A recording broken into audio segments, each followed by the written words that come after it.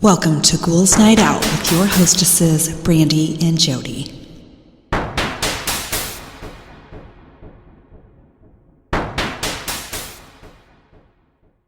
Hello, beautiful ghouls. Welcome. This is Brandy. I'm here with my sister, Jody. Hello. I have some people who have worked with kids or sharing their most what the fuck moments with them. So I'm a kindergarten teacher. One day for show and tell, one of my students brought in a butt plug. Oh. She thought it was a dog toy. Luckily, so did the rest of the kids. I started checking the show and tell items after that. Not as wild, but another weird one that stands out in my mind was when a student brought her dad's beard hair in a bag. Ew. She had gathered it out from the trash can. Her parents had no idea. That was probably a week where she's like, what am I going to bring? Yeah. I have nothing. Oh, look, dad's beard hair. She's going to grow up to be one of those people that makes art out of body And it's like stuff. totally cool. Yeah. Okay. I worked as an IT support in a posh private school. I think the tuition was about $50,000 a year. We had a program where kids who broke their computers could get a loaner while theirs was being replaced or repaired. One day, a student came into my office to return her loaner. She pulled it out of her backpack and handed it to me. It was soaking wet. Then the smell hit me. I sniffed my hands and realized she had handed me a computer drenched in cat pee. Ugh. It was the foulest thing I'd ever experienced, and IT professionals see some stuff. Yikes. Soaking wet, too? Didn't even try to dry it off or anything? Oh my gosh. Yeah. Not me, but a coworker. She was sitting there working one-on-one with a kid, and suddenly he dove over her shoulder yelling, "I'm a dolphin," as she desperately tried to catch him. Oh my God. Okay. Next one, I teach music at an elementary school. A while back, I was in the midst of teaching the kids how to play the recorder, and during small group practice, one of my kids came up to me and said, "Mrs. X, I think my A-hole is clogged," meaning the hole on the recorder that plays the pitch A. It took everything I had to keep a straight face and answer their question without laughing. Oh my gosh. I don't know if I could have. I would have at least kept a cracked straight a smile. face. There's no way. I would have been like, "You're what? What? What's going on?" Next one, during COVID, I was teaching 5th graders on Zoom. One of my students interrupted my math lesson to tell me her bird had died. She then proceeded to pick it up out of the cage and put it on a paper plate to show the whole class. Oh. She and 3 other students started crying. I asked if her parent was home to help her, and she said her dad was sleeping. He worked 3rd shift hours, so she was only allowed to wake him up for an emergency. I told her that this probably counted and also gave her permission to leave the class for the rest of the day. Her parents got her a new puppy a few days later. I used to nanny 2 elementary school-aged boys. One of them didn't want to use the unisex bathroom in a restaurant because, quote, "that's where unicorns have sex." What? Where did that come? Unisex bathroom. Oh. That's bad. There's unisex going on in there. Okay. I used to babysit these 2 kids who were so entitled. One time I brought them out to eat with some money from their parents, and one kid wanted to order a $30 meal that cost 3 times what her brother and I had ordered. When I tried to tell her that she should order something else, she started to scream and say that I had kidnapped her. I had to have her mom come with her birth certificate to prove that she was actually her parent. Oh. Yeah. See, I'd be beating that ass. Yeah. I teach kindergarten, and one day I was working on rhyming words with my students. We had been practicing rhyming words before the kids went out to recess. They came back in and said, "Guess what game we're playing? The kitty titty game." I could not hold my reaction in and started laughing so hard. They obviously had no clue why this was so funny, and they explained the game that they invented, which was essentially tag while all pretending they were kittens. They were proud that they had made up their game that rhymed. Well, they really loved this game and thought it was funny that I was laughing, so they kept singing out, "Kitty titty game. Let's play the kitty titty game." Over and over again for about 2 weeks. before I finally told them that they should pick a new name for their game. Oh my gosh. Next one, I taught several first graders several years back. No. I taught first grade several years ago, I guess. That is not there, but... the kids kept all of their outerwear in a cubby room separate from the classroom, so sometimes I didn't always catch the shenanigans. One day, 3 kids frantically ran out of the cubby room and wrapped their arms around my waist. "Mrs. Tompkins, Jake is making us sit on the floor while he farts in our face." I calmed him down and called Jake over and asked what was going on. "I wasn't really farting, I was just pretending," he said. I told him that even if he was pretending, the other kids were still upset. Later that day at recess, the students who had been fake farted upon made Jake sit down in the sandbox, and they really farted in his face. Fucking kids. Actions have consequences. Next one, I was about 13, and I had just begun babysitting for a family with 2 small kids. It was in the 90s. One night, around 10 or 11, I went upstairs to check on the 1-year-old. She sat straight up in her crib and began to cry. When I picked her up, she said, "Clear as day, check the back door." I had never been so terrified in my life. I called my mom while I went downstairs to check said back door. Nothing was out of place, but I sat on their couch on high alert until the parents came home a short while later. Still gives me goosebumps to this day, 30 years later. Ooh, That's creepy. that is creepy. Next one, I teach kindergarten and had a really spunky little girl in my class one year. During playtime one day, I overheard one of her friends ask her if she wanted to play hide and seek. The little girl joined in, and they then proudly shared that she always plays hide and seek because her mom had a friend who would come over and play hide and seek in her mom's bedroom. She even added that one day her dad came home and her mom told her friend that he had to hide for a really long time. Then she said that he must have come out of the hiding spot when they went out for ice cream because he was gone when they came back home. He's such a good hider, and my dad never found him at all. Oh my god. Oh my gosh. I was teaching 8th grade. A student I'll call Mark called across the room, "Mrs. X, may I say something profane?" I assumed that he wanted to use a swear word in a creative fashion, and I said no. He either didn't hear or ignored my answer, and while looking at a science-themed book, he called out, "This shark brain looks like a vagina and uterus." Stalling for time and giving myself a moment to pull myself together, I slowly strode over to Mark, looked at the picture, and replied, "Well, no, it actually looks like a uterus and ovaries. And using natural words is not profane. Slang, I almost died." Or slang is, I almost died. A friend was working as a kindergarten teacher. The class was covered in little signs with the names of objects and the kids' names to help them learn to connect words with the act of reading. One day, the student came to the teacher, tugged on their shirt. He said, "Teacher, God didn't get his snack today." Turns out that one of the students' names is Jesus. We all cracked up imagining the kindergarten student going home and telling his parents about his day. "I played with Sarah and Jessica and God today." An 8-year-old student of mine had a habit of repeating things that she heard on TV, catchphrases, songs, jokes, etc. One day, she asked to use the iPad. I told her it was almost lunch and she had to wait. Then, in the most Red Foreman voice I'd ever heard, she called me a dumbass and walked away. Turns out her dad watched that 70s show the night before. When I was in high school, I was a camp counselor. This one camper claimed she was part wolf and she could smell me, and she kept trying to bite me because she was a wolf. Dang kids. I'm a teacher at a performing arts studio. I work with kids of all ages, but during the summer I tend to work with a lot of elementary school-aged kids. Last summer I was teaching an acting camp where the kids would perform a scene based on ideas they'd come up with in class throughout the week. During the performance, in front of everyone's parents and the staff, one of my kids peed on himself on stage. They told no one.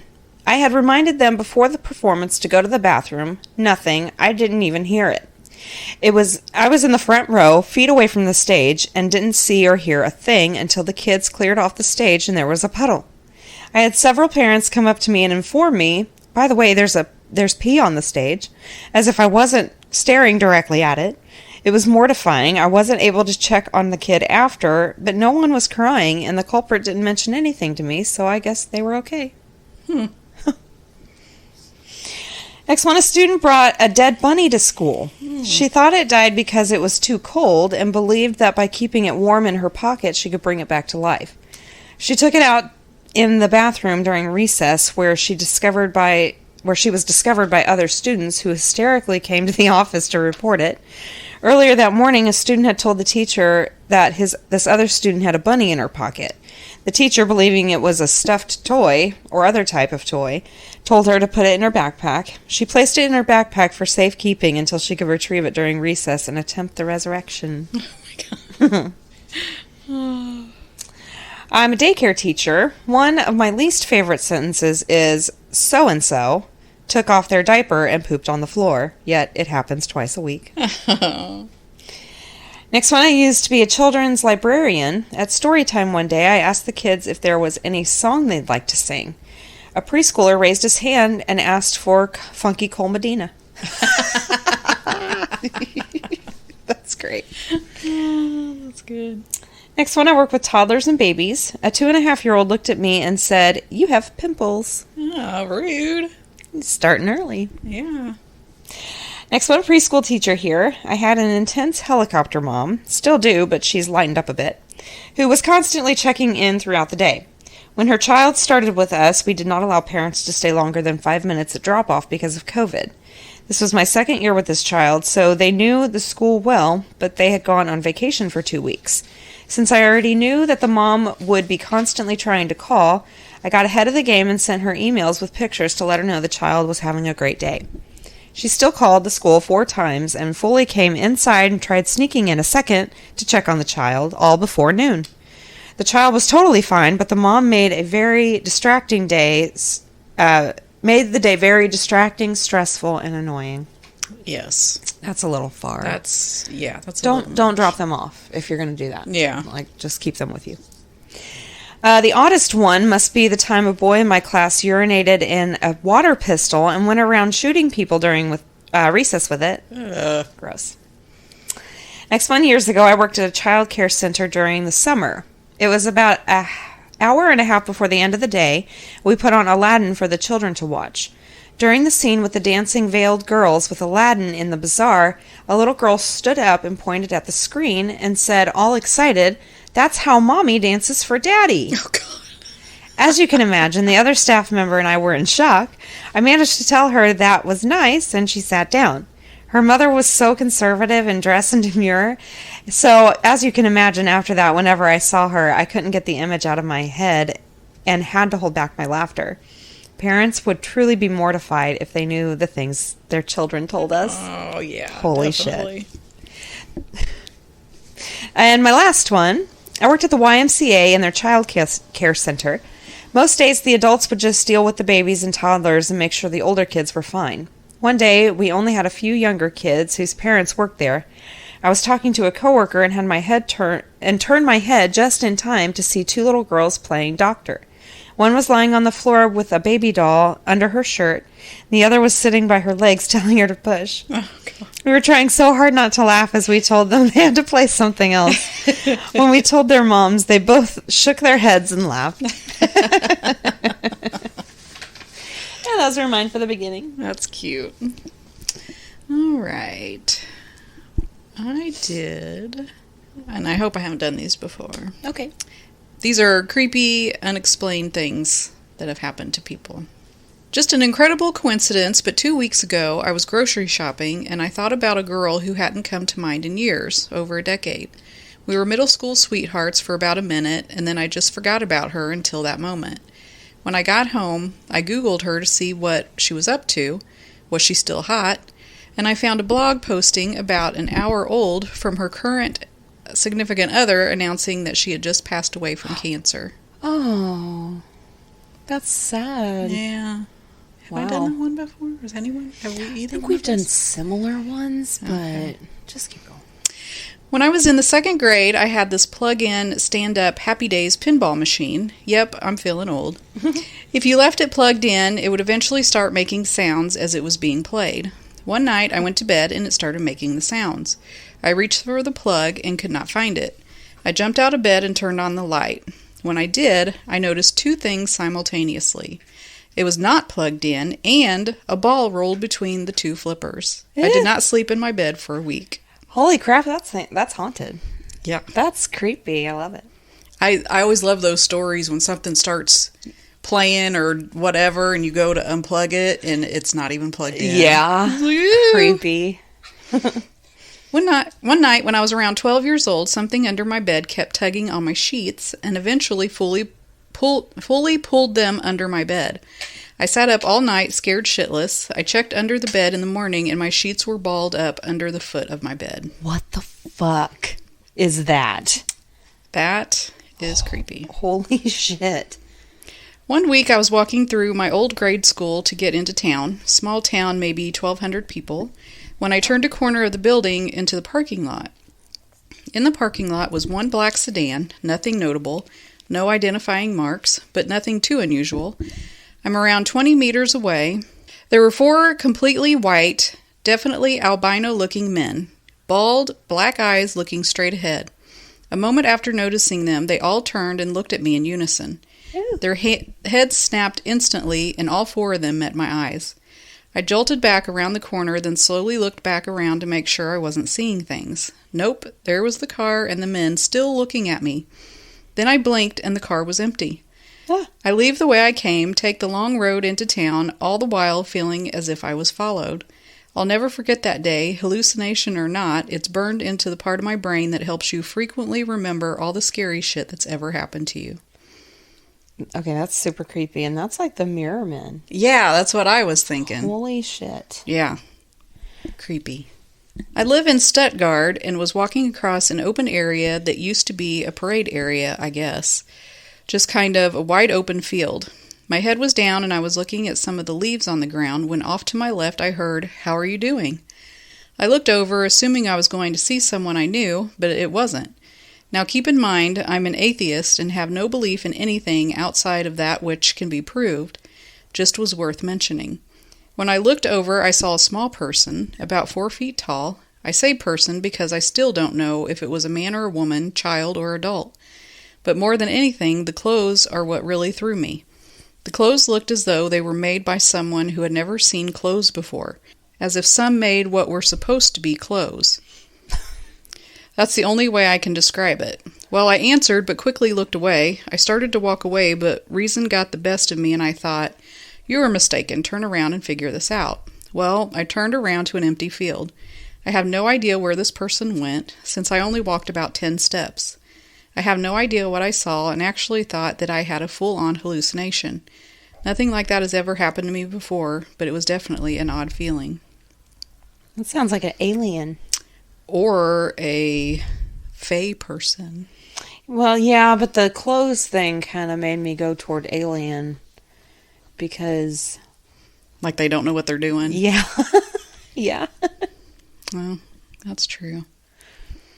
I was never a believer in ghosts or spirits, the paranormal, UFOs and stuff. About 2 years ago, me and a buddy decided to go on a drive. It was a hot summer's night and we were bored out of our minds, so we picked up some cigarettes and went on a late night drive. We decided to drive to the top of the mountain. The base of the mountain is about an hour's drive from where I lived, and it takes about another hour to drive all the way to the top where they have a restaurant bar. This is in Norway, by the way. It was pretty late, around 3 a.m. in the morning. We knew the bar would be closed, but we thought we would just chill on the benches, have a smoke, and take in the view at first light. So we get to the base of the mountain and start driving up and around. The road twists around the mountain until you get to the top. So when you reach a turn, you can barely see around the corner. It was pitch black darkness, only the road was visible due to the street lights, but apart from the road, the edges and mountainside were barely visible. We had been driving for about half an hour. Everything was pretty enjoyable, absolutely empty roads. Guess all the sane ones were asleep in bed, ready to wake up and go to work in the morning. Complete silence. It was just relaxing. As we turned one of the bends, I get this very uneasy feeling as I see something, definitely a person, sitting on a boulder at the edge of the road. My friend sees this as well, but keeps driving, and I'm thinking, what the fuck, bro? But I realize that he is turning the car around and going back because it's pretty treacherous to reverse on that road. So we head back slowly, and I realize that he is fine. He's not getting any bad feelings. He is in his normal mood. So I convinced myself that I'm acting weird and that it's probably just some crazy hiker. We park the car right opposite this figure, engine still running, and my friend calls out, "Hi there, are you okay?" I have to admit I was still pretty scared, so I didn't say anything. No response. The figure then looks up in our direction, and we get the fucking shit scared out of us. We saw that it was a woman wearing a plain white dress with very long, beautiful hair, but her face was 3 times the length of a normal person's face. Oh, what? Her eyes were completely blank, and she had a smile on her face. I swear to God, we both felt so fearful that we were completely paralyzed. We couldn't yell or even communicate, not even a single word. It felt like we couldn't move. I don't know how he found the courage to press the gas and get the hell out of there, but I do remember that when we both got home, we had a very high fever, and we were like that for a couple more days afterwards. What the fuck is that? That is creepy as shit. Oh, yeah. A dorm at a local university had a student die of alcohol poisoning on his 21st birthday, and there have been lots of reports of creepy things happening in the room he died in. Students reported tapping from the inside of the window, shoes being rearranged while they were out, and a loud scraping noise that came from upstairs. People upstairs thought it was coming from downstairs. Anyway, there was a youth sports camp that uses this dorm for summer residents, and I was a counselor, so I stayed in the dorm with the kids. I was assigned to stay in the room that the aforementioned student died in. I grew up in the same town as this college, so I knew all about the ghost and didn't think anything of it. There's no such thing as ghosts, right? I moved in, and the only thing that looked different about the room compared to others in the dorm was that there was a crucifix. During my week, shit got weird. Several times I heard loud tapping from the inside of my window. One night, I poked my head outside of my door late one night and yelled, "Lights out," to some kids running down the hall. My lights promptly turned out inside my room. Finally, during a break at the end of the week, I went back to my room for a nap. I found my TV was on and the volume was extremely loud. I didn't think much of it. Maybe the kids had been playing PS2 in my room and forgot to turn it off. I grabbed the remote, laid on the bed, and hit the power button. The TV stayed on. I took the batteries out, tried again, and still the TV was on. I picked my lazy ass up, walked to the TV, and pressed the power button. Nothing. I turned the volume down. Nothing. I finally unplugged the TV and nothing. Oh my. Totally freaking out, I unplugged the cable cord, thinking maybe some weird surge through that was keeping the TV on. Nope. I sat there holding the TV power cord, cable cord, and remote, and was watching my TV continue to play. I ran from the room, got another counselor, and showed them. They promptly freaked the fuck out, and we left the building to get the camp director. And when we got back to my room, the TV was off. Fuck. Oh my. He's a jokester. Yeah. I've got what I call a bed shaker. Whatever it has been following me around since I was about 8. My mom used to like to prank me when I was a kid and hide near my bed and shake it. One night I was in bed and the bed was shaking, so I yelled at my mom, "Stop shaking my bed." I heard her and my father reply, "We're in the living room," and I quickly booted it downstairs. It happened every few years here and there and stopped from the time I was 18 until about a year and a half ago. Now it's happening every few weeks. I'll wake up to my bed shaking like fuck, and of course I'm terrified. The one time I was grateful for the bed shaker was about a year ago. My bed started doing the funky dance, and I woke up. My daughter, who was under a year, started howling. I ran into her room, and the wee lamp shade on her night light had tipped, and the bulb started burning through the shade. Thank fuck I got in there in time. Huh. So it's helpful and not helpful at the same time? Yeah. My twins were 2 months old and barely sleeping through the night. As most nights go, my wife and I, whose room is adjacent to the nursery, were woken around 2 a.m. to some crying coming from one of the cribs. It was my turn to get up, so I saunter over to Gabe, one of the twins, and I hear a woman say, "It's okay, Gaby." My wife goes, "Did you hear that?" She didn't say it. I didn't say it. To this day, we have no idea where the voice came from. It wasn't my wife's voice. Huh, that's weird. Was it a grandma or someone coming to visit? That's what it sounds like. The supposed lady in white. A buddy and I were relaxing on a porch late one night close to the Michigan border at a friend's house and staring into the woods. I see something. I said, "Hey, Donnie, do you see that?" He said, "Yeah, it looks like some chick just standing there." Now, this was about 100 feet away, and it kind of freaked us out, so we kept staring, and then all of a sudden, it zips off to the right as if it were floating. We looked at each other and freaked out so bad we ran inside the house and slammed the door. His sister looked at us crazy, and we told her what we had just seen. She told us we had just seen the lady in white ghost, and it was common up there to see her. Still to this day, just the thought of remembering that floating, zipping motion still irks me. Fuck yeah, that's creepy. That is super creepy. Especially since they just thought it was some lady standing there. Yeah. And then all of a sudden, she Ugh. floats away. That is creepy. No, I don't like that. The most paranormal thing I've experienced was probably the time when a friend of mine and my brother tried to communicate with ghosts. Me and my friend were having a drink downstairs, and I came out of the kitchen and turned off the light that was shining outside. And after I sat down, he said that the lights just blinked, and after a couple of minutes, we decided we should try to make contact with ghosts to see if there are any in my house.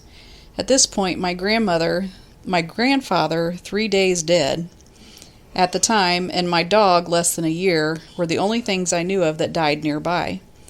So after we made the Ouija board, my brother came downstairs and joined us. We decided that we were going to give it around 3 tries.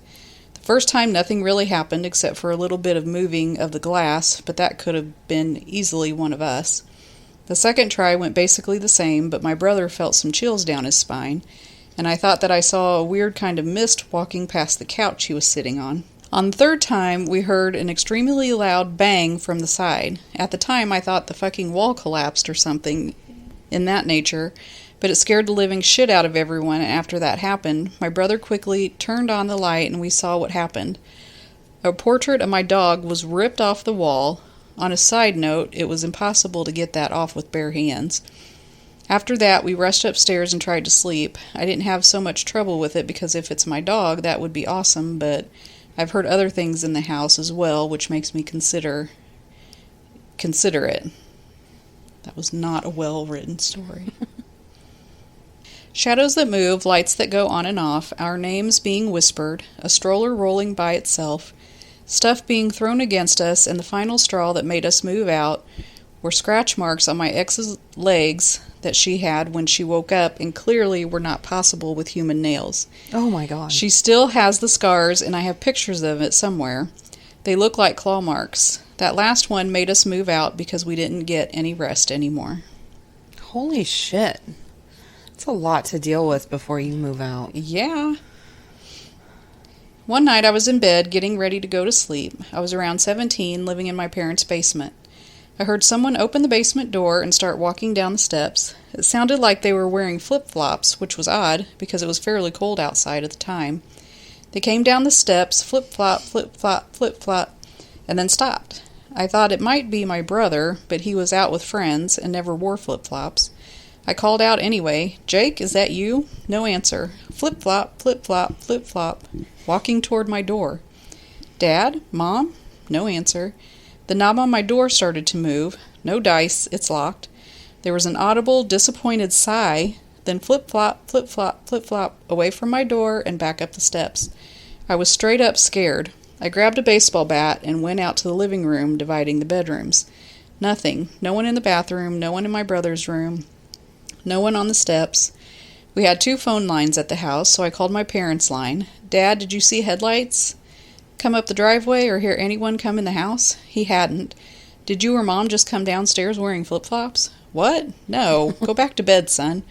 So I did. Eventually, I thought someone had snuck into our house. It was the most genuinely terrified I'd ever been.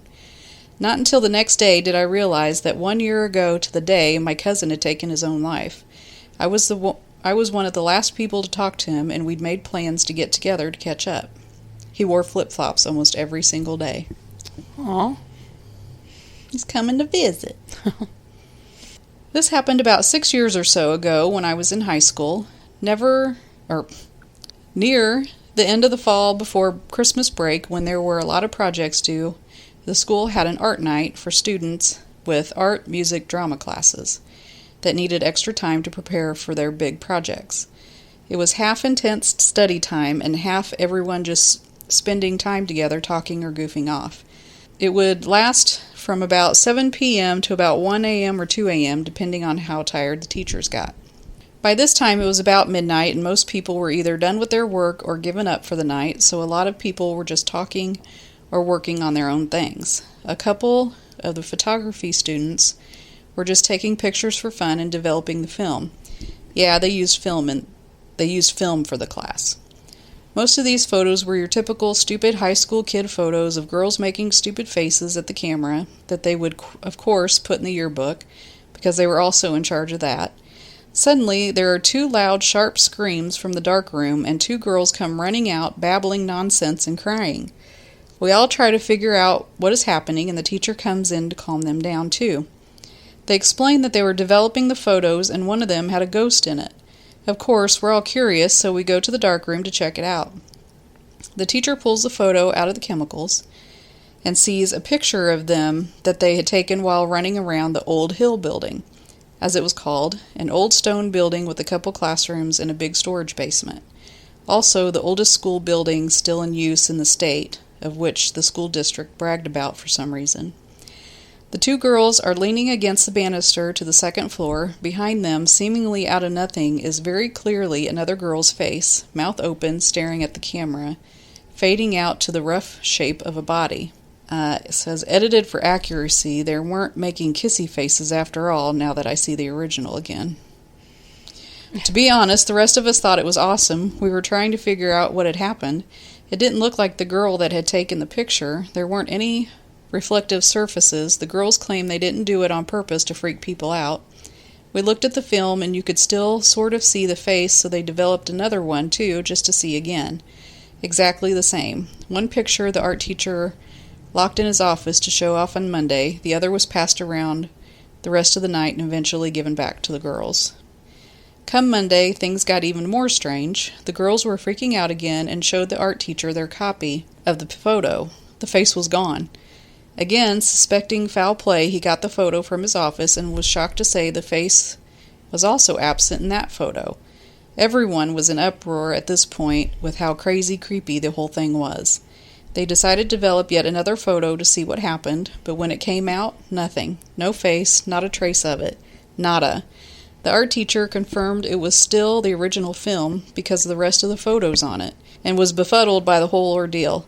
He kept teasing the girls about it, and they were since terrified of that building. I even had my 5th year high school reunion this September, and one of the 2 girls was there. We talked about it. She says she still gets uneasy seeing that building driving by. Jesus. That's crazy. What the fuck?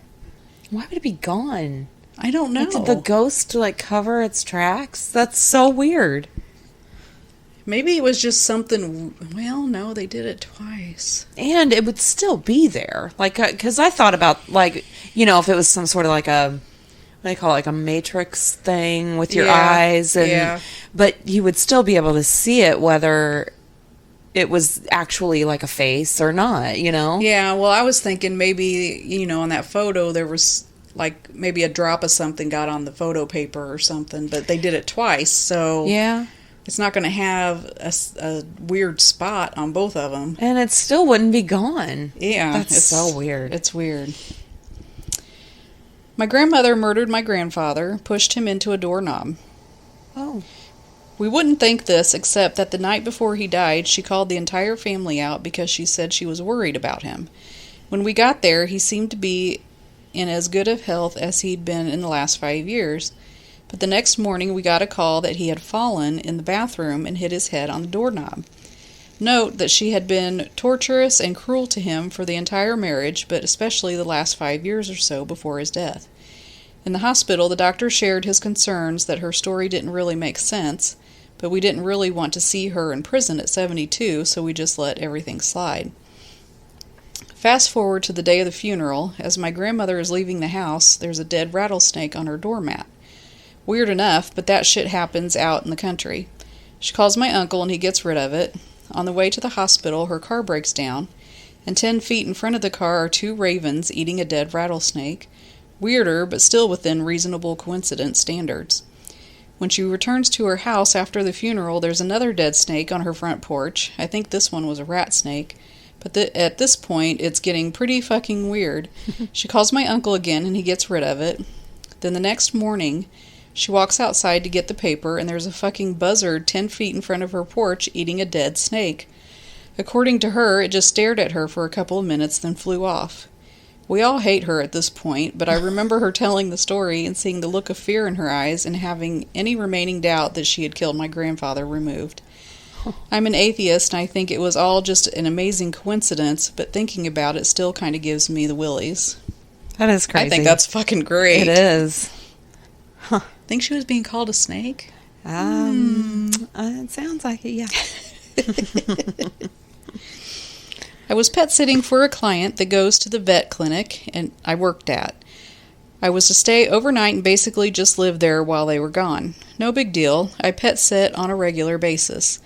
This was the first time I stayed at their house, and it was very big and definitely nice.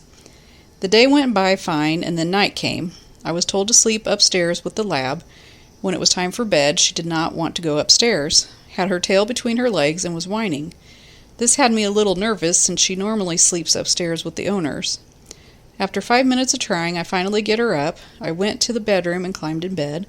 Obviously, it's common for houses to creak and whatnot at night, so when pet sitting, I always look to the dogs to see if they are nervous. If it's a normal house noise, they aren't disturbed. Lights go out, and the dog was pacing like crazy. Then the shadows appear under the door, constantly moving, and definitely not mine or the dog's. They don't have any other pets, so this worried me some, but I dismissed it. Then it sounded like a moving team was working in the room next to me. It literally sounded like the entire room was being rearranged. Dressers dragged across the floor and slamming into the walls, causing them to shake, and lots of dragging, screeching noises. I never had the nerve to open the door to this room, so I'm not positive what was making the noise. Now the dog started whining, cowering, and won't stop looking from me to the door. At this point, I'm scared and contemplating making a mad dash downstairs. I built up the courage to open my bedroom door after 20 minutes of constant dragging, crashing, and screeching, and dashed down the stairs, dog at my feet. All the noises I heard stopped, and the whole house is quiet. I go to the outside door, which was a pain because it sticks and was hard to open, then to close if you had to slam it shut, or it doesn't latch. I opened it and got outside with the dog. I turned around to slam the door shut, and before I reached the handle, the door slams in my face. Oh, God. The next morning, I returned with the dog to feed her breakfast. I went in through the attached garage, and all is fine in the house. While the dog was eating, I decided to go outside and get the mail. I returned to the garage door, which was locked, and I had left it unlocked. Luckily, I had the front door key in my car and could enter. Needless to say, I didn't stay there again. That's creepy. And this is my last story. When I was 15, my best friend went to see his pastor uncle out on the East Coast and came back with quite a tale. He had been exorcised of many different demons. This is not that story, but my own. After his experience, he told me all about it and prayed that I experienced something similar. So one night, I was standing outside smoking a cigarette, and I had this epiphany. I was going to witness the end of the world, and I needed to be a physically and mentally prepared soldier to help people in the end of times. As I'm having this thought, something in my head said, "No, you're not," like a voice that was not mine. And right at that moment, I realized something was standing inside of me, and I proclaimed, "Yes, I am." And what I felt was like someone stepping outside of my body and going behind me. I freaked out and ran inside, so I'm sitting in my living room by myself, freaked out, and the phone rings. I answer, and there is this roar, whiz, evil-sounding, non-English crap on the phone. I hung up, threw the phone, then ran to my room. Then I'm just sitting in my room praying, and I felt a good presence surround me. After a minute or two, I look up at my wall. There is what I describe as the absence of light in the shape of a human walking toward me, but on the outside of the wall. Like it couldn't enter the room, but I could somehow see it through the wall. It was as if you drew an outline around someone, then on the inside it's just dark. So dark it's the absence of light. At this point, I freak out again and run into my brother's room and just sit there paralyzed. This is the only time I have seen or felt anything like this. I'm not super religious, but this surely has affected my views on religion. That's a very interesting way to look at shadow people. They're not shadow people, they're people with the absence of light. Yeah, that is interesting. All right. Was that your last Yeah, one? that was my last. Okay. So we got a listener email. We did? Yes, she had a suggestion. Oh. This is from Jennifer. She writes, "Hey ladies, I hope you're doing well. I love listening every week. I wanted to give you girls something to watch. I will admit it's a little boring, but it's based on a true story and is produced by the actual family, so it might be worth a little research. It's called The Exorcism in Amarillo on Amazon Prime. Take a look. I would be interested in hearing what you think. Keep up the great work, Jennifer."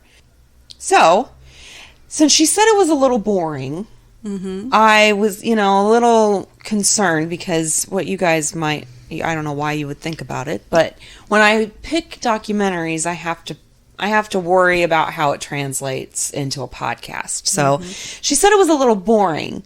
So I was like, that's not great. So, I watched it, and I'm doing it because there is a lot of just like blank spaces in it where they do like music montages and stuff like that. So it wouldn't be a very good podcast, like the whole episode. So I went ahead and just did it for like a mini Oh, cool. happy hour. Okay. And she wanted to know what I thought, so I'm going to tell her exactly what I thought. Okay. Okay, so this is called The Exorcism in Amarillo. It's based on a true story.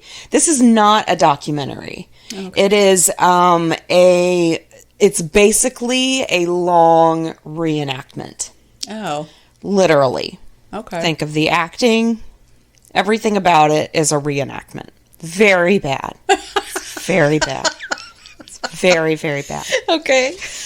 Okay, but if you look past it and you look at the story is really freaking creepy. Okay. And we'll talk about it. Okay.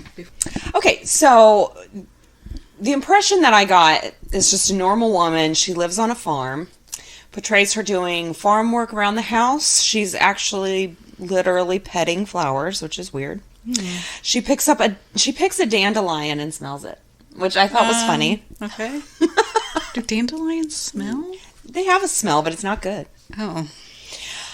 So she's feeding the animals and she finds a dead chicken. She tells her husband that there's another coyote attack.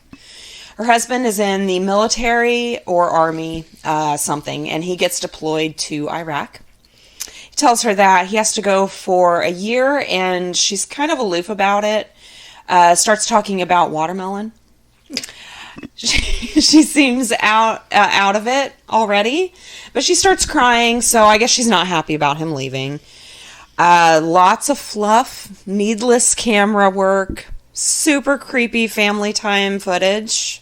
Like, it shows him fixing things around the house before he leaves, to horrible music. It was all country. So bad. Super cringy music montage of him leaving, and then he finally leaves, and she's sad. Then it shows her picking up a box from a house and taking it home. Looks like there are books in it. They have 3 daughters, and one of them starts to look through the box when the mom leaves to take the other daughter somewhere. And she gets freaked out. Sister asks what was going on, and she said she picked up a book and got a really creepy feeling, and a gust of wind hit her. Sister brushes it off, and they went to check to see if there was a window open or something to explain it.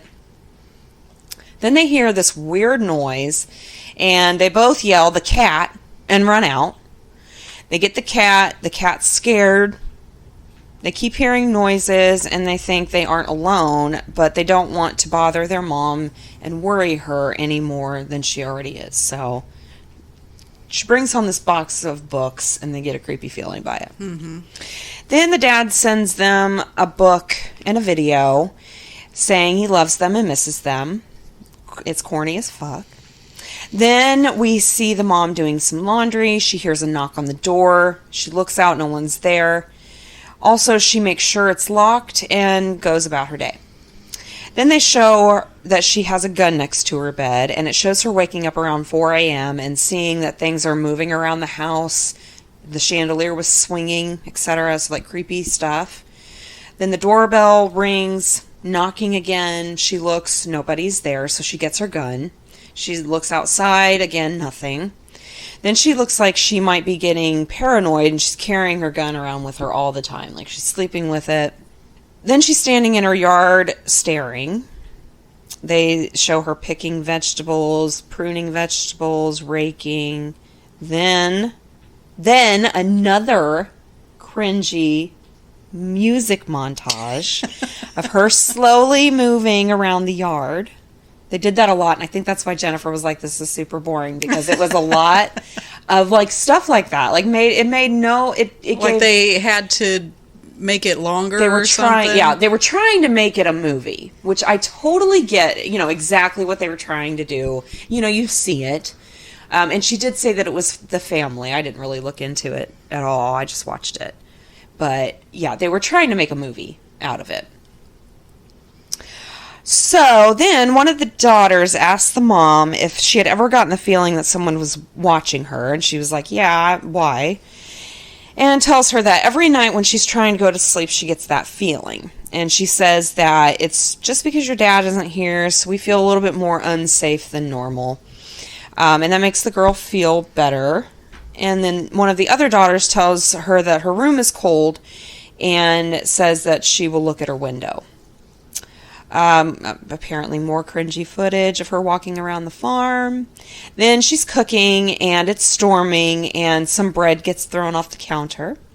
She looks around for one of her kids, but she's alone. And then she goes and checks on them, and they are all in one bedroom, so nobody's throwing bread. Mm-hmm. So she picks it up, goes about her business. Then the power goes out. So candles are lit, it's still storming, and she sees a reflection in the window that's like a shadow person, but it's in the room with her. Yeah.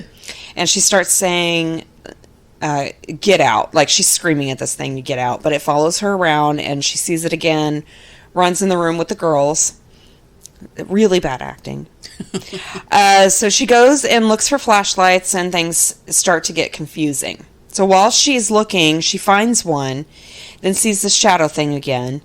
And by the time she gets back to the daughter's room, she doesn't seem to be feeling right, so she asks for her Bible. Then it shows flashes of things, like I'm assuming that are happening around the house, like crosses swinging, things like that, like the chandelier swinging. She's reading the Bible to the girls, and then they go to bed. So she says the power should be back on soon, and she falls asleep too. Then one of the girls' covers gets ripped off of them, and this part in the movie was really freaky because they had this shadow thing that would like, it was under the bed, and it would like, you know, put its hand out on top of the bed. It was creepy. So this daughter, she felt something bite her. So she hides under the covers, and they start hearing scratching sounds. Then it's morning. The girls couldn't sleep, and they're telling each other what happened to them during the night and decide they should tell their mom. She brushes it off again, but she says it's time that she needs to do something. So it shows her going to the closet and pulling out a shirt. Then it cuts to her leaving to go to a church, but she has a completely different shirt on than the one she pulled out of the closet, which I thought was funny. So they all head up to the church with another bad music break. All country, all horrible. Then they get to the church and she gets holy water and brings it back home. And this is super weird directing on this part. It shows two of the daughters walk in the house. Then the mom, she stops like right inside the door and she holds up this water. I'm assuming it's holy water, and she's like looking at it like above her head. Then she walks off and the front door closes and the third daughter is standing behind the door, like just staring. Yeah. It's super weird. Then it shows someone showering. Well, they show the curtain. And it's the mom. And she just screams and gets out. Then she's enjoying a hot beverage at the table with candles. So I don't know what the fuck that was about. It doesn't tell you what happened in the shower? No. Oh. And at least I didn't write it. So, and you know, I just type as I'm watching it. So I say then she's enjoying a hot beverage at the table. I don't know. So one of the books from the box from the beginning gets thrown out of the box, and she's convincing herself that books don't fly. And she needs to convince herself of that. So she closes the box, make sure nothing flies out again, and she keeps waking up at 3:58 a.m., which is kind of creepy. Then she hears scratching at her bedroom door and opens it, and one of her daughters is just standing there, and she says, "I can't sleep, Mother." So this daughter's acting super weird. Mm-hmm. Is it the same one from the door? Yes. Okay. So it shows this shadow thing following them back to the mom's bedroom. Then it shows the creepy hand coming up from under the bed again, and this thing is right next to the daughter who is acting weird.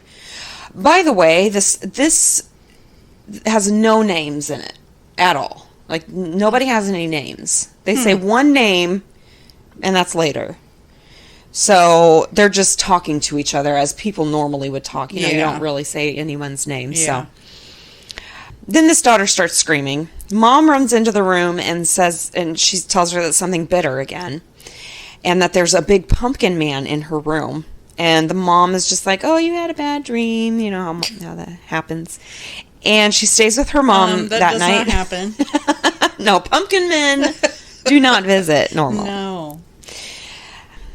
Then it comes back with the both of them there, and the daughter is saying, "It's biting me." So it's like they're both in the room, like, together, and this thing is attacking her. The mom screams for it to go away. Again, she's like screaming for this thing to go away, and it seems to leave. The other daughters come in and ask what's going on, and the mom says she doesn't know, but something's happening, and she needs to talk to the pastor. So the next morning she wakes up, and there is a bucket that she uses around the yard all the time, and it keeps getting moved around. That they made that a point. Like, I don't know why, but this bucket that she uses gets moved around the yard a lot. Okay. They never discuss it really, but they make sure that you know that this bucket is getting moved around. Okay. So it's on the front porch, and she asks the daughters if they had been moving it. They say no. Then it shows her reading the Bible. I assume she's reading a book. And she repeats this. Oh, she repeats, "This kind only comes out through prayer." Like, she was reading that in the Bible, and she kept saying, "This kind only comes out through prayer." So she starts praying to God that if she accidentally let something out, please forgive me. She doesn't know what she's done. And she also calls the pastor. And she sees something in her daughter's bed, and it looks like the original book that daughter got the weird feelings from the beginning. Mm-hmm. So she calls her, and we finally hear her name, and it's Jaina. And she asked her about this book and how long she had been reading from it. And she says that it's a book about witchcraft and she shouldn't be reading it. She says, "You need to go pray." So is this still the same girl? Yes. Okay. So she throws the book away and tells her to ask for forgiveness for reading it. And then she throws the entire box away of those books that she got. Then the pastor comes over, and we learn that she got free religious books from Craigslist, and she didn't know what they were. Then the pastor comes on, and it is, oh my God, it's so bad. I'm pretty sure it's the husband from the beginning. He won't look at the camera. Makeup is horrible. But he tells her that she needs to pray more. She's like, it's biting my daughter. And he's like, I don't know. I've never dealt with this before. And she needs help. And he says that he doesn't know how to do it. He doesn't believe in those things. He actually says that he's not Jesus. And he does. He's like, I'm not Jesus. I don't know. Then it shows them doing a prayer throughout the house. Then it seems that he has seen something. He runs out of the house, says he can't breathe, and he needs to leave now. Then it shows the mom trying to stay awake, exhausted. Every time she closes her eyes, she sees the shadow thing. We see it following her again. She's praying on the house herself.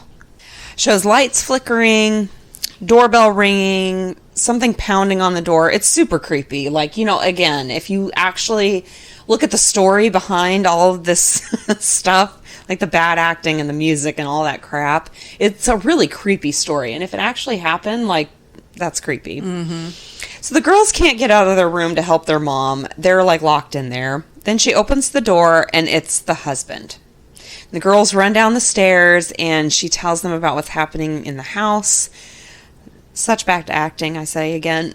He says, we will take care of it. He will cast them out. So he prays over the house, and the mom goes in the girls' room, and Jaina's acting weird again, and she's basically saying, this isn't going to work. Like, you're not going to get rid of me. So she's, like, possessed. So this thing looks like it wrote on the walls. Cabinets are banging while he's praying.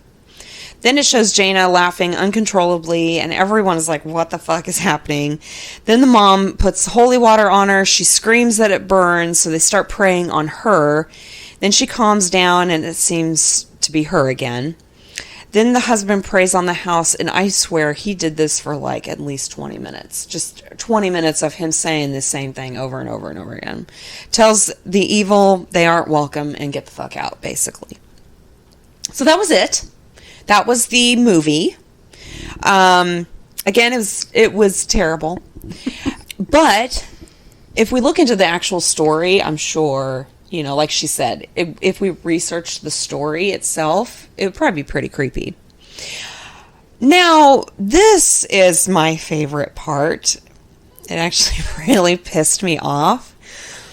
At the end, the very end, there's text, okay? And I wrote it down. I paused it and wrote it down. This is what it says. In 2010, Ashley and her daughters went through torment after she unknowingly brought an occult book into her home. Just bringing the book into the home was enough of a doorway to let a strong demonic force in. The stories chosen to share were kept true in their rawest form. The only addition was the husband coming home to show the importance of the head of household. I'm not done. The incident opened her eyes to being lukewarm in her walk with God and was able to strengthen her faith and cast it out while her husband was still at war. It went room to room, finally entered her daughter, who was too young at the time to receive salvation. When it was cast out, a peace fell upon the house. Her message with this film is to be on guard always. Spiritual warfare is real. The devil prowls in like a roaring lion waiting to devour. Be careful, be vigilant. They spelled vigilant wrong. And guard your family. Okay. So you tell me. This is what I was thinking before you even did that last part. Okay. To me, it seemed like this was, and I don't know if it happened or if it didn't, but it seemed like they were trying to make money off of it. Mm-hmm. Because most people, at least from my experience of what I've read and heard and all that, is that when something like this happens, they don't want attention brought to it. No. And for them to make a movie themselves, that seems kind of strange to me. Yeah, I get that. That absolutely. So, is it real or not? I don't know. Yeah, I don't know. I have a hard time believing them because it seems like they were out to make money. Okay. And then you said the last part, and it made me sick Yeah. because fuck that shit. Absolutely. First of all, it would have been such a fucking better story. Like, if that was actually true, like you said, if she overcame, like, if she was just kind of, I'll go to church every Sunday because, my husband wants it. I can get, I can see that. But she wasn't actually, like, into church or anything. And then the shit happened, and she found the strength within herself, like, again, if it's real. Yes. She found the strength within herself to cast that shit out of her house without her husband being there. Yeah, that would have been totally awesome. Yeah. But oh my God. What the fuck? What the fuck? This the is importance some- of head of household? this is like some 1950s shit. Exactly. That does not exist anymore because it's bullshit. I know. Oh my gosh. So, yeah, that really irritated me. Like, I was fine with it. Again, I was like, okay, well, if they want to get their story out, sure. They make this terrible movie, whatever, that's fine. But then I read that and it's not even true. Like, they switched the best part that they could have made so empowering to women. Of course not. No, of course they it can't had to do be that. the man that saved the poor little woman. Oh my God. So yeah, Jennifer, that's what I thought about the movie. We hoped you didn't like it. I really think she was focusing on the actual story, Yeah. which again, they did a good job portraying like creepy shit that was happening. Well, and also while it was going on, remember the book that we read? Yes. That reminded me a little bit of that. What was Yeah. that called? The Unwelcomed. Yes. Or Unwelcomed. Yes, Unwelcomed. It did. It's like a lot of the same things were going on, which have happened in other stories too. Yeah. Like the banging on the door and like the doorbell ringing and then you open it, no one's there. That's creepy. And then like it was biting her daughter. That's creepy. And like the ripping of the sheets off. And, again, it was, they did a good job making it creepy. They did. Well, I kept waiting for something to set it apart. Oh, yeah. No. Because usually, I mean, with all the stories that we've read and heard and all that, they have their, the same stuff that happens over and over again. But to me, it seems like I think it's more real, or I believe it to be more real, if there's something, because not all hauntings can be exactly the same. There's Right. got to be something that sets it apart. Right. Because it's happening to different people. So Right. it can't, I don't know if that even made any sense. It did, yeah, because it is. And, honestly, if it did have some sort of a different aspect of it, I probably would be more willing to believe it. But it's the same thing that always happens. And, like, I would be more willing to believe that the object itself was haunted or something was attached to it, to that book, rather than it just being a book of witchcraft, and that itself was enough to bring a demonic. No. It just seems a little too predictable. Yeah. Or I don't know. It seems made up to me.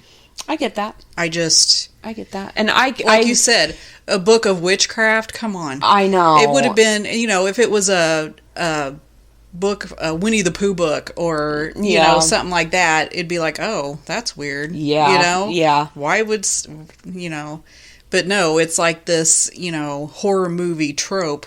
Yeah. Instead of, I don't know. I don't know. It seems a little bit too horror movie-esque for me. I get that. Yeah. I really don't know if there's anything. I didn't want to add anything else. I guess that was mine for the week. Okay. That must mean it's time for the witty wrap-up. Yay, witty wrap-up! Okay, these are just funny, dumb people stories. Okay. One time I was at my friend Claudio's apartment with his brother just hanging out and watching a movie. All of a sudden I hear a whoosh and see a big flash of light. I look over at Claude and his hair is on fire. Oh my God. We got it out quickly and I asked him what just happened. He told me I was trying to listen to the sound the lighter made when I flicked it. We had not had any drinks or substances at the time. Oh my gosh. That's the Duh. worst. My father-in-law could construct a new bladder out of a piece of your own intestinal lining if you had bladder cancer and needed a new one. He saved thousands of lives that otherwise would have been lost to renal, prostate, and urinary tract diseases. He once told me that someone with a bright yellow car was intentionally hitting his Mercedes-Benz. He'd hit his car and sideswipe it once while he was at the hospital. He had it fixed and it cost thousands of dollars. Then a few weeks later, the same bright yellow vehicle did it again, this time nearly tearing off his fender and leaving a huge yellow gouge on the side of his car. Oh my God. He took it to the body shop a second time. During his next visit to the hospital, the hilarious truth came out. The parking attendant said, "Hey Doc, it's nice to see you, but I have to warn you, security was here and they're kind of upset about the fire hydrant you've hit twice in the last month. I tried covering for you, but apparently they've got it on video." Damn people hitting my car. He's like this super smart surgeon that saves lives. Oh God. I've been waiting so long to tell this story. 2 members of my family are very highly intelligent, or so I always thought. I went to their house and they just installed an above-ground pool that came with a pool cover. Instead of using the pool cover, they went and bought all these insulated pink foam boards, 1 inch thick, 4 by 8 foot rectangle foam boards. I just sat there and watched while they cut up all these foam into puzzle pieces to fit in the round pool. It completely baffled me. I asked them why, and they said it was to keep leaves out of the pool. So every time they got in the pool, they had to remove all the puzzle pieces, then clean the pool because tiny pink insulation was floating on top, and when they were finished for the day, they spent an hour trying to connect all the puzzle pieces they cut back into the pool. The original pool cover was by the pool in the bag it came in. It was the dumbest thing I've ever witnessed in my life. What the fuck? Did they not realize it came with a cover? I guess they didn't understand what it was. Oh my God. Highly intelligent, my ass. Yeah, really. I run a consumer advocacy firm. I had a client come in and tell me that he bought a product, and the company refused to honor the warranty after the product broke. I asked for details, and he just started screaming in my face, asking if I was going to take his money or not. I decided then that I wasn't taking him on as a client, but I wanted to know what was going on. I'll never forget the story that he told me. I convinced him to tell me what happened. Turns out he bought a computer back in the 1990s. It had just recently stopped working. But not because it was old and just stopped working. It was slow, so he picked it up and threw it out a 2-story window. Oh. And then he wanted to sue the manufacturer for breaking the warranty. Wow, what an idiot. My all-time favorite is a client I had who was charged with drinking and driving. He wanted to challenge the charges on the grounds he thought he was sober, and the tests were administered improperly. Well, he appeared at his court hearing rip-roaring inebriated twice. Both times he got into his car and tried to drive away. Both times officers promptly stopped him, administered a breathalyzer, and charged him. We didn't win that case. What the fuck is wrong with people? I was working in the back of an ambulance on a patient who seriously needed nitroglycerin to lower their blood pressure.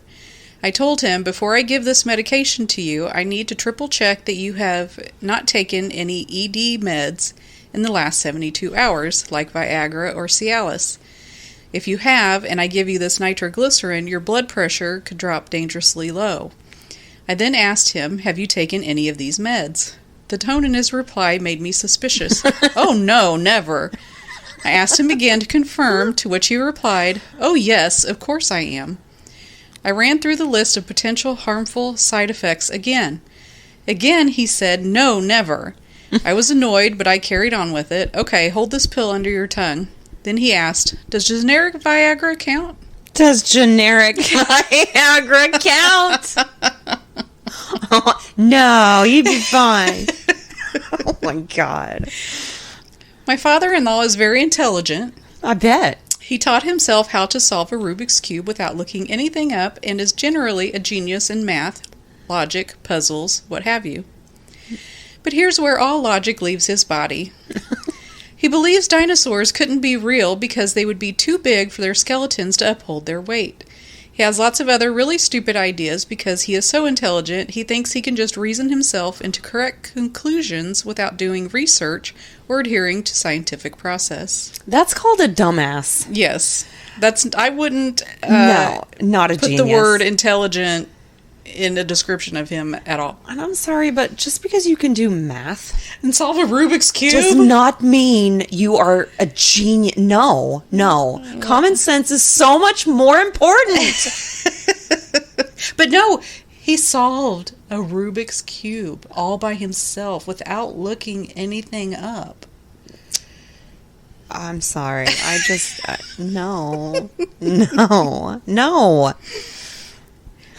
When sending confidential documentation, we would encrypt it and put a password on it.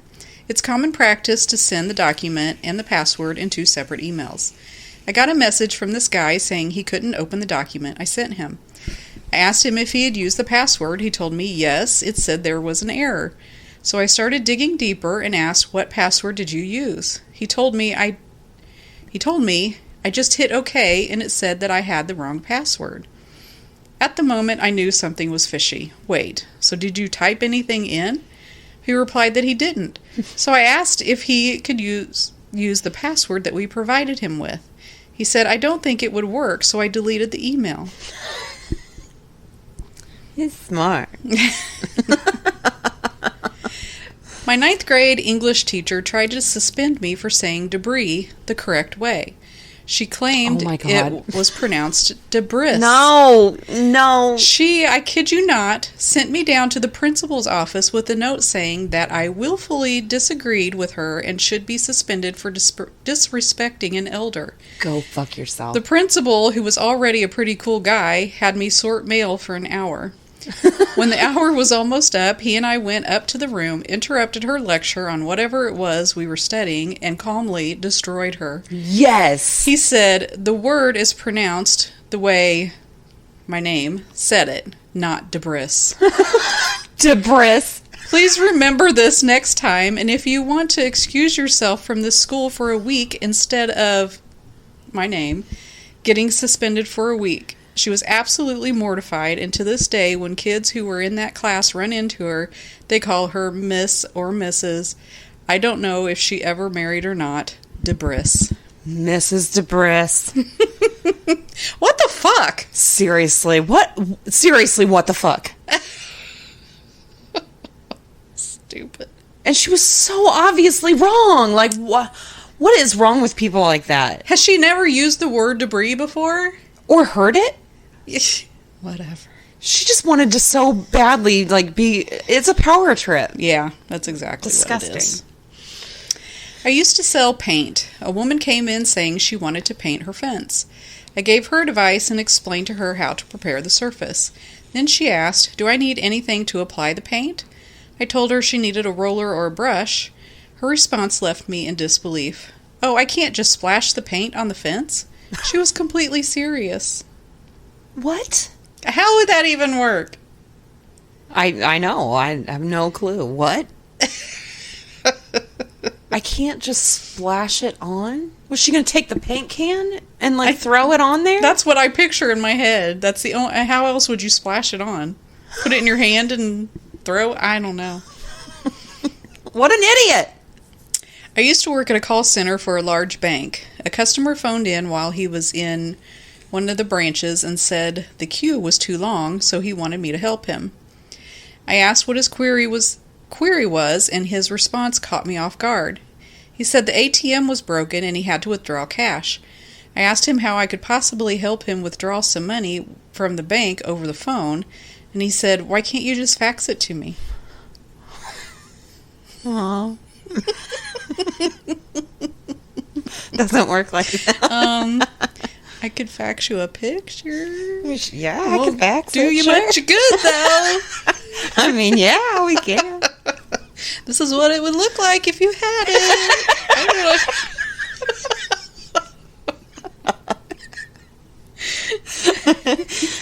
Oh my gosh. Each year for about 25 years, a group of about 20 of my old high school friends and our wives and girlfriends get together at a huge farm for a big chill type weekend.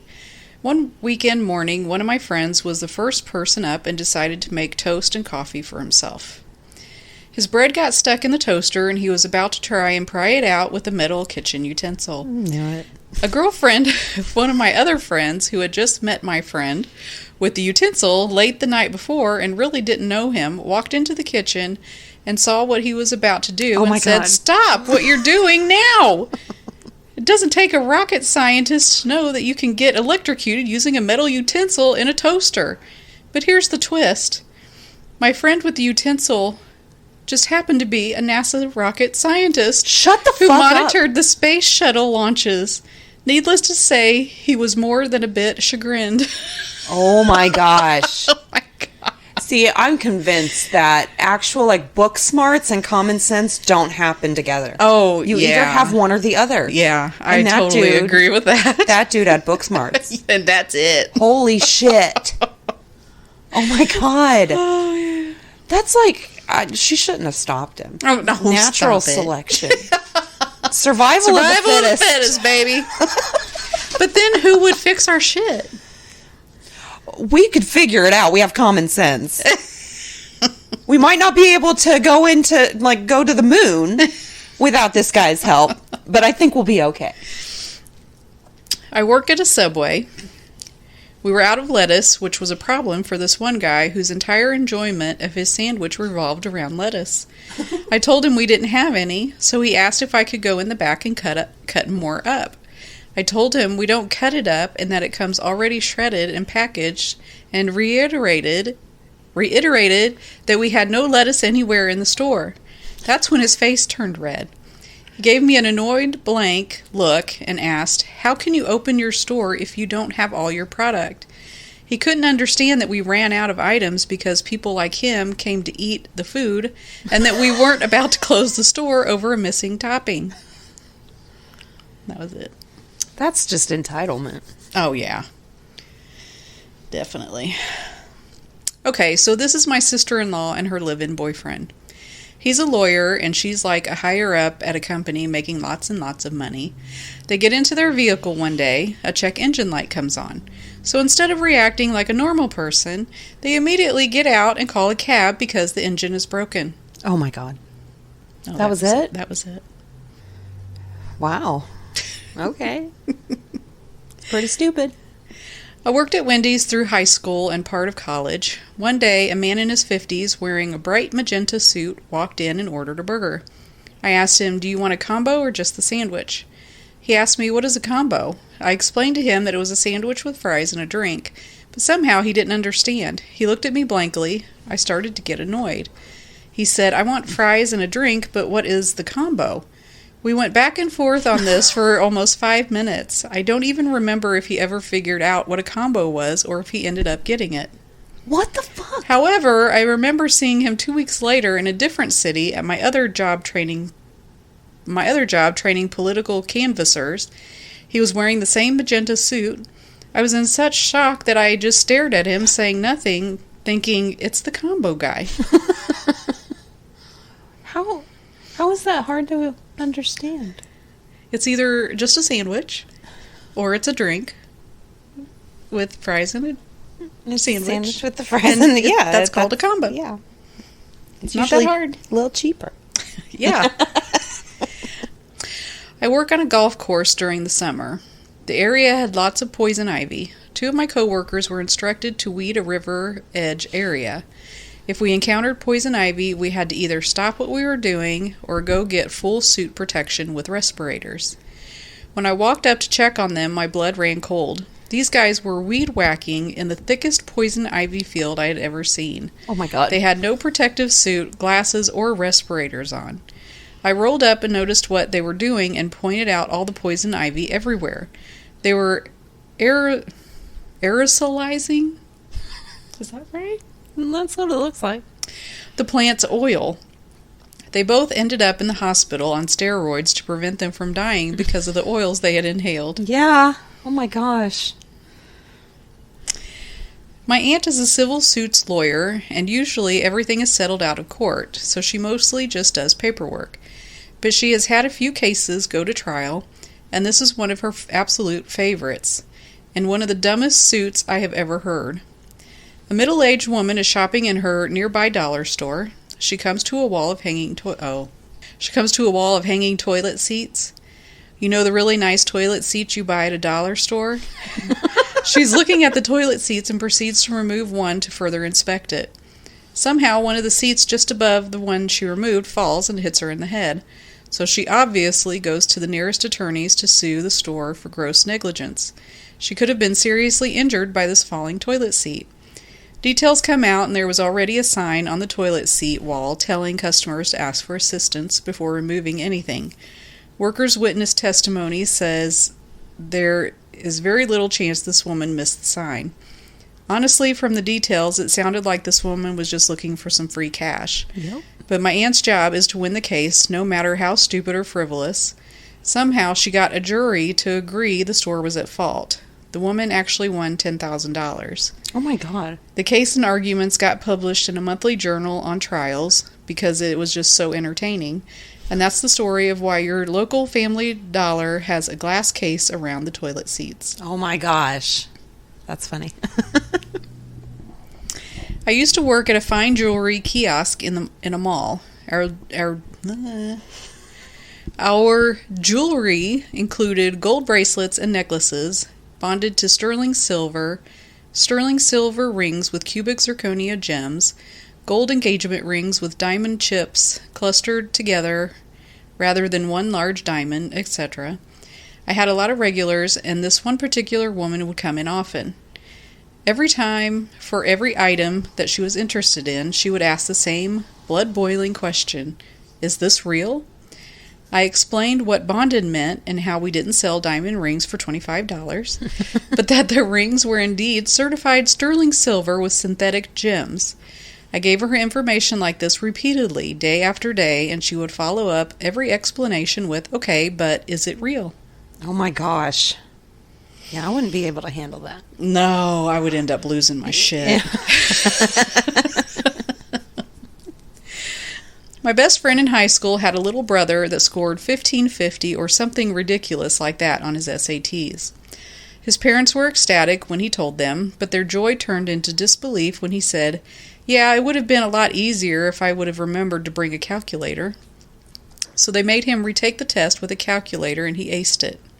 The world was his oyster at that point. He was contacted by a bunch of Ivy League schools and offered full scholarships to several. He debated what to do, but in the end he chose rather poorly. He chose to go to the local community college so he could stay with his girlfriend. Oh, yeah, that's stupid. That was the story.